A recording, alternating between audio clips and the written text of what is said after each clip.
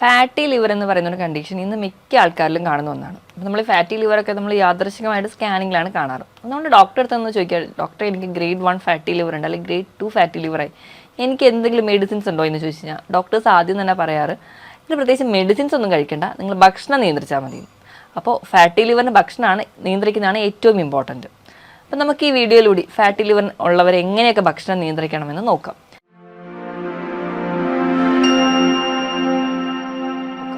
ഞാൻ ഡോക്ടർ പ്രിയ, കലോഞ്ചി ഡയറ്റിലെ മെഡിക്കൽ ഓഫീസറാണ്. അപ്പോൾ ഫാറ്റി ലിവറിൽ ഡയറ്റിലോട് കിടക്കുന്നതിന് മുമ്പ് നമുക്ക് ഫാറ്റി ലിവർ എന്താണെന്ന് നോക്കാം. ഫാറ്റി ലിവർ എന്ന് പറഞ്ഞാൽ കരളിൽ കൊഴുപ്പടിയുന്ന അവസ്ഥ. കരൾ എന്ന് പറയുന്നത് നമ്മുടെ ശരീരത്തിലെ ഏറ്റവും വലിയ ഗ്രന്ഥിയാണ്. നമ്മുടെ ആമാശയത്തിന് അടുത്തൊക്കെ ആയിട്ട് വലത് വശത്ത് സ്ഥിതി ചെയ്യുന്ന ഒരു ഗ്രന്ഥി.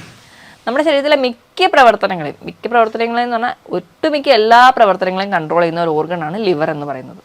അപ്പോൾ ലിവറിന് ഒരു ഫാറ്റി ലിവർ അല്ലെങ്കിൽ സിറോസിസ് പോലെയുള്ള കണ്ടീഷൻസ് ഇന്ന് വളരെയധികം കൂടുതലായിട്ട് കണ്ടിരിക്കുകയാണ്. അപ്പോൾ ഈ ലിവറിന് എന്തെങ്കിലും ഒരു പ്രശ്നം വന്നിട്ടുണ്ടെങ്കിൽ നമ്മുടെ ശരീരത്തിലെ മൊത്തം ഫംഗ്ഷനെ അഫക്റ്റ് ചെയ്യുന്നുണ്ട്. അപ്പോൾ ഈ ഫാറ്റി ലിവർ എന്ന് പറഞ്ഞു കഴിഞ്ഞാൽ നമ്മുടെ ലിവറിൽ കൊഴുപ്പടിയുന്ന അവസ്ഥയാണ്. അപ്പോൾ എങ്ങനെയാണ് ഈ ഫാറ്റി ലിവർ ഉണ്ടാകുന്നത്, അല്ലെങ്കിൽ ലിവറിൽ എങ്ങനെ കൊഴുപ്പടിയുന്നു എന്ന് നമുക്ക് ആദ്യം നോക്കാം. ലിവറിൽ കൊഴുപ്പടിയുക എന്ന് പറഞ്ഞു കഴിഞ്ഞാൽ നമ്മുടെ ശരീരത്തിൽ അധികമായിട്ട് കൊഴുപ്പെത്തുന്നുണ്ട്. നമ്മുടെ ശരീരത്തിൽ എങ്ങനെയാണ് അധികമായി കൊഴുപ്പെത്തുക? നമ്മൾ ഭക്ഷണം ഒരുപാട് കഴിക്കുന്നുണ്ട്, പക്ഷെ അതിനനുസരിച്ചുള്ള വ്യായാമങ്ങളില്ല. ഒരു സെഡൻറ്ററി ലൈഫാണ് നിങ്ങൾക്കെങ്കിൽ നിങ്ങൾക്ക് ഈ ഫാറ്റി ലിവർ പോലുള്ള കണ്ടീഷൻസ് ഉണ്ടാവും. ഇന്നിപ്പോൾ നോക്കുകയാണെങ്കിൽ കുട്ടികളിൽ പോലും ഡയബറ്റീസും ഫാറ്റി ലിവറും കൂടിക്കൊണ്ടേയിരിക്കുകയാണ്. കുട്ടികളും തൊട്ട് തന്നെ നമുക്ക് ഇന്നെല്ലാം മിക്ക ആൾക്കാർക്കും ഇപ്പോൾ സ്കാൻ ചെയ്ത് കഴിഞ്ഞാൽ മിക്ക ആൾക്കാരിലും പറയുന്നതാണ് ഗ്രേഡ് 1 ഫാറ്റി ലിവർ എന്ന് പറഞ്ഞാൽ ഒരു കോമൺ ആയിട്ടുള്ളൊരു ഫൈൻഡിങ് ആയിട്ട് മാറിയിട്ടുണ്ട്. അതിനൊരു പ്രധാന കാരണം എന്ന് പറഞ്ഞാൽ നമ്മുടെ ഭക്ഷണ രീതിയാണ്. നമ്മൾ കഴിക്കുന്ന ഭക്ഷണം, നമ്മൾക്ക് വിശക്കുന്നൊന്നുമില്ല എങ്കിലും നമ്മളിങ്ങനെ ഭക്ഷണം കഴിച്ചുകൊണ്ടേയിരിക്കുന്നു. കുട്ടികളുടെ ഒരു കേസ് എടുക്കുകയാണെങ്കിലും അവർ സ്കൂൾ വിട്ട് വരുന്ന ടൈം തൊട്ട് ഭക്ഷണം കഴിച്ചുകൊണ്ടേയിരിക്കുന്നു. പ്രത്യേകിച്ച് ഒരു എക്സസൈസ് ഒന്നുമില്ല.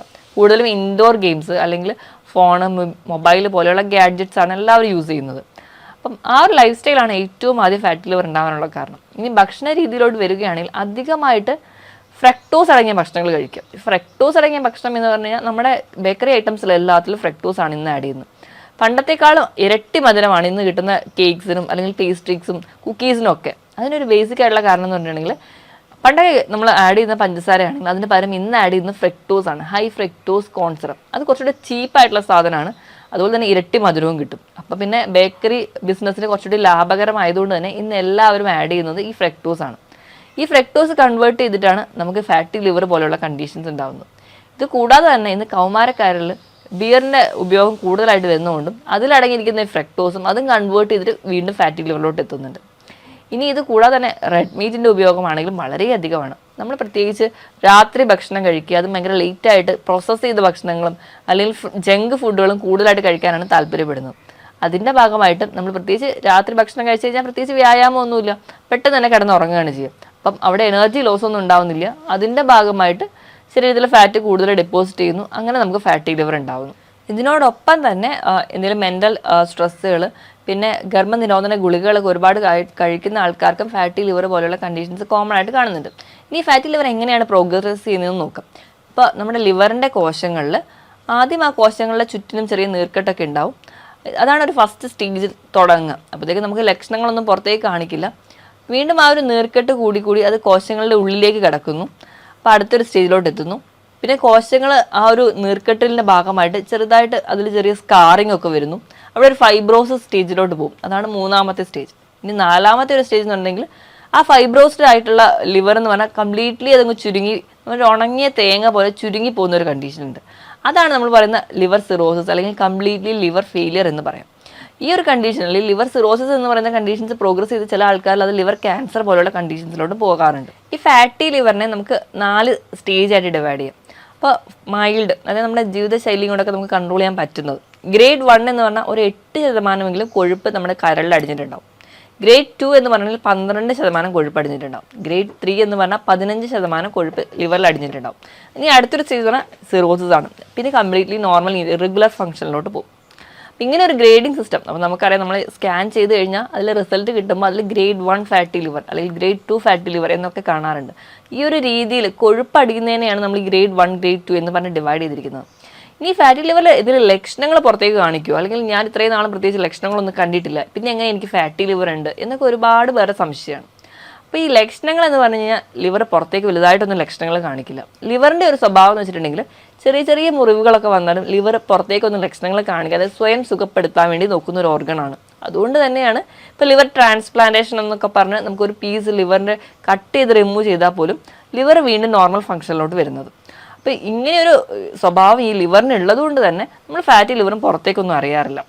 പിന്നെ ഒരു പരിധിയൊക്കെ കഴിഞ്ഞ് കഴിയുമ്പോഴാണ് ചെറിയ ചെറിയ ലക്ഷണങ്ങളൊക്കെ നമ്മൾ തന്നെ ശ്രദ്ധിക്കുക. അതിൽ ഒന്നാമതായിട്ട് നമുക്ക് കാണാം തുടർച്ചയായിട്ട് നിൽക്കുന്ന ഗ്യാസിൻ്റെ ബുദ്ധിമുട്ട്, അസിഡിറ്റി, നെഞ്ചരിച്ചിലൊക്കെ നിൽക്കുന്നുണ്ട്. അതുപോലെ തന്നെ നിങ്ങളുടെ നിങ്ങളുടെ ആമാശയത്തിൻ്റെ ആ അരികു ഭാഗത്ത് റൈറ്റ് സൈഡിലായിട്ട് നിങ്ങൾക്ക് വേദനയുണ്ട്. അതായത് വാരിയലിൻ്റെ താഴ്ഭാഗത്തായിട്ട് നിങ്ങൾക്ക് വേദന കണ്ടിന്യൂസ് ആയിട്ട് നിൽക്കുന്നുണ്ട്.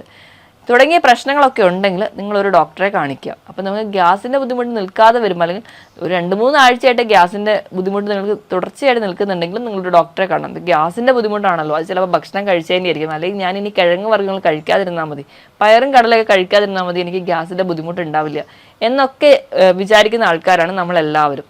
ഈ പറഞ്ഞ ഭക്ഷണങ്ങൾ ഒക്കെ കംപ്ലീറ്റ്ലി അവോയ്ഡ് ചെയ്താൽ നമുക്ക് പ്രോട്ടീൻ്റെ അഭാവവും ഒക്കെ നമ്മുടെ ശരീരത്തിലുണ്ടാവും.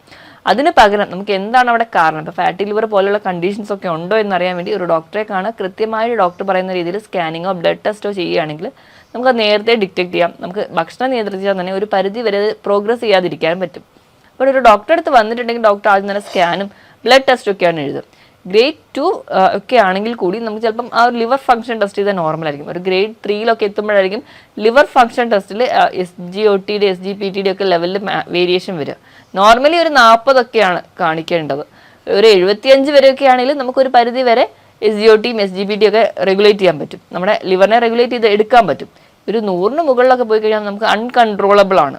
അപ്പം ആ ഒരു സ്റ്റേജിലേക്ക് പോകുന്നതിന് മുൻപ് നമ്മൾ ആദ്യം തന്നെ കണ്ടുപിടിച്ച് ഭക്ഷണം നിയന്ത്രിക്കുക, ഒപ്പം എന്തെങ്കിലും മെഡിസിൻസ് ആവശ്യമുണ്ടെങ്കിൽ മാത്രം കഴിക്കുക, എങ്കിൽ നമുക്ക് ഇതിനെ റെഗുലേറ്റ് ചെയ്ത് എടുക്കാൻ പറ്റുന്നതാണ്. അപ്പോൾ ഇനി നമുക്ക് നമ്മുടെ മെയിൻ ടോപ്പിക്കിലേക്ക് വരാം. എങ്ങനെ നമുക്ക് ഫാറ്റി ലിവറിൽ നമ്മുടെ ഭക്ഷണം നിയന്ത്രിക്കാം എന്നുള്ളത്. ഇപ്പോൾ ഗ്രേഡ് 1 ഫാറ്റി ലിവർ അല്ലെങ്കിൽ ഗ്രേഡ് 2 ഫാറ്റി ലിവർ ഒക്കെ ആണെങ്കിൽ നമുക്ക് ഒരു പരിധി വരെ നമ്മുടെ ഭക്ഷണത്തിലൂടെ തന്നെ കൺട്രോൾ ചെയ്യാൻ പറ്റും. അപ്പം ഭക്ഷണത്തിലോട് കൺട്രോൾ ചെയ്യാൻ വരുന്നതിന് മുമ്പ് ഏറ്റവും ആദ്യം പറയാനുള്ളത്, നിങ്ങൾക്ക് അമിതവണ്ണമുള്ളവരാണ്. അമിതവണ്ണം എന്ന് ഉണ്ടെങ്കിൽ നിങ്ങൾ തിരിച്ചറിയാൻ വേണ്ടിയിട്ട് നിങ്ങളുടെ ഉയരം എടുക്കുക. നിങ്ങളുടെ ഉയരം എത്രയാണോ അതിൽ നിന്ന് 100 കുറയ്ക്കുന്നതായിരിക്കണം നിങ്ങളുടെ ശരീരഭാരം.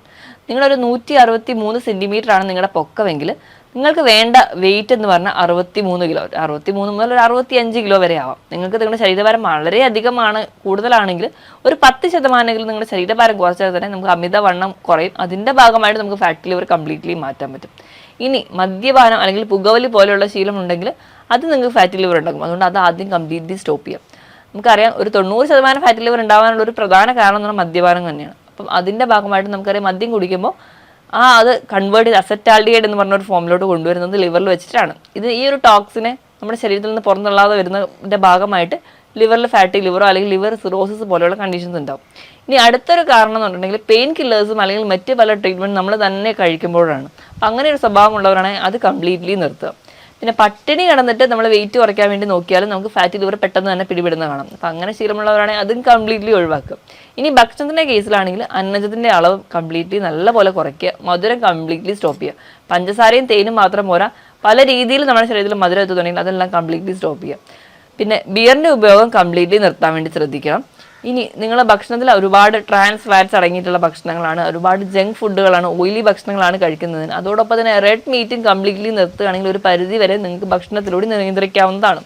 ഇനി നമ്മൾ എന്തൊക്കെ ഭക്ഷണം കഴിക്കണമെന്ന് നോക്കാം. കഴിക്കുന്ന കാര്യത്തിൽ എടുക്കുകയാണെങ്കിൽ നമ്മൾ കഴിക്കുന്ന എപ്പോഴും ഹെൽത്തി ഭക്ഷണമായിരിക്കണം. അതിനുവേണ്ടി നിങ്ങൾ പ്രോട്ടീൻസ് കഴിക്കുക. പ്രോട്ടീൻ എന്ന് പറഞ്ഞാൽ വെജിറ്റബിൾ പ്രോട്ടീനും കഴിക്കാം, ആനിമൽ പ്രോട്ടീനും കഴിക്കാം. പക്ഷേ ആനിമൽ പ്രോട്ടീൻ കഴിക്കുമ്പോൾ ഒരുപാട് വറുത്ത് പൊരിച്ച് കഴിക്കാതെ മാക്സിമം കറി വെച്ച് കഴിക്കാൻ വേണ്ടി ശ്രദ്ധിക്കുക. ഇലക്കറികൾ ധാരാളം കഴിക്കണം. ഇപ്പോൾ ക്രൂസിഫറസ് വെജിറ്റബിൾസ്, അതായത് ബ്രക്കോളി, ക്യാബേജ്, കോളിഫ്ലവർ, ഇതൊക്കെ കൂടുതലായിട്ട് കഴിക്കാം. ഇതിലൊക്കെ ഉണ്ടാകുന്ന ഒരു ആൻറ്റി ഓക്സിഡൻറ്റ് ഫംഗ്ഷൻസ് ഒക്കെ ഉണ്ട്. അപ്പോൾ അത് നമുക്ക് ഒരു പരിധി വരെ ഈ നീർക്കെട്ടൊക്കെ കുറയ്ക്കാം, അല്ലെങ്കിൽ ഫാറ്റി ലിവർ കുറയ്ക്കുന്നതായിട്ട് കാണാം. omega-3 ഫാറ്റി ആസിഡ്സ് വളരെ നല്ലതാണ് ഈ ഫാറ്റി ലിവർ ഉള്ളവർക്ക്. അപ്പോൾ അതുകൊണ്ട് തന്നെ നമ്മൾ ചെറിയ ചെറിയ മത്സ്യങ്ങൾ, മത്തി, അയല, നെത്തോലി പോലെയുള്ള മത്സ്യങ്ങൾ അത് നിങ്ങൾ വറുത്ത് കഴിക്കാതെ മാക്സിമം കറി വെച്ച് കഴിക്കാൻ വേണ്ടി ശ്രദ്ധിക്കുക. omega-3 ഫാറ്റി ആസിഡ്സ് കിട്ടാൻ വേണ്ടി നട്ട്സ് സ്ഥിരമായിട്ട് കഴിക്കാം. അപ്പം നിങ്ങൾക്ക് ബദാം, നിലക്കടല അല്ലെങ്കിൽ കശുവണ്ടി ഇതെല്ലാം സ്ഥിരമായിട്ട് നിങ്ങൾക്ക് ഒരു പിടിയായിട്ട് മൊത്തത്തിൽ കഴിക്കാം. ഒരുപാട് കഴിയുമ്പോൾ കശുവണ്ടിക്കാണെങ്കിൽ 2-3 എണ്ണ ഒരു ദിവസം കഴിച്ചാൽ മതി. ഒരു ബദാം ആണെങ്കിൽ ഒരു 5 ബദാമൊക്കെ ഒരു ദിവസം തന്നെ കഴിക്കുക. അപ്പോൾ നമുക്ക് omega-3 ഫാറ്റി ആസിഡ്സ് കിട്ടും. ഈ omega-3 ഫാറ്റി ആസിഡ്സ് എന്ന് പറഞ്ഞാൽ ഒരു റിച്ച് ആൻറ്റി ഓക്സിഡൻ്റ് ആണ്. അതോടൊപ്പം തന്നെ ഈ കോശങ്ങളൊക്കെ ഉണ്ടാകുന്ന നീർക്കെട്ട്, നമ്മുടെ ഫാറ്റി ലിവറിൻ്റെ തുടക്കത്തിൽ തന്നെ കോശങ്ങൾ ഉണ്ടാകുന്ന നീർക്കെട്ട് ഒരു പരിധി വരെ ഇതൊക്കെ കുറയ്ക്കുന്നുണ്ട്. അപ്പോൾ അതിനുവേണ്ടി നിങ്ങളെ സഹായിക്കുന്നുണ്ട്. അപ്പോൾ ആ ഒരു ഭക്ഷണങ്ങളൊക്കെ സ്ഥിരമായിട്ട് തന്നെ കഴിക്കുക. നല്ലപോലെ ഫ്രൂട്ട്സും വെജിറ്റബിൾസും കട്ട് ചെയ്ത് കഴിക്കുക. ഇതിനോടൊപ്പം തന്നെ കുറച്ചൊരു ഒലിവ് ഓയിൽ കൂടെ ആഡ് ചെയ്തിട്ട് ഒരു സാലഡായിട്ടൊക്കെ കഴിക്കുക. അപ്പോൾ നമുക്ക് കുറച്ചുകൂടെ ഹെൽത്തി ആയിരിക്കും, നമ്മൾ കുറച്ചുകൂടെ ആക്റ്റീവ് ആയിട്ടിരിക്കും. ഇതിനോട് ഇത്രയും ഭക്ഷണമൊക്കെ നിയന്ത്രിക്കുന്നുണ്ട്, അതോടൊപ്പം നല്ല രീതിയിൽ വെള്ളം കുടിക്കുക. നിങ്ങൾക്ക് 25 കിലോയ്ക്ക് 1 ലിറ്റർ എന്ന കണക്ക് നല്ലപോലെ വെള്ളം കൂടി കുടിക്കുകയാണെങ്കിൽ നോർമൽ ഫംഗ്ഷനിലൂടെ ഒരു പരിധി വരെ നിങ്ങൾക്ക് നിങ്ങളുടെ ശരീരത്തിനെ കൊണ്ടുവരാൻ പറ്റും. അതോടൊപ്പം തന്നെ കൃത്യമായിട്ടൊരു വ്യായാമം വേണം.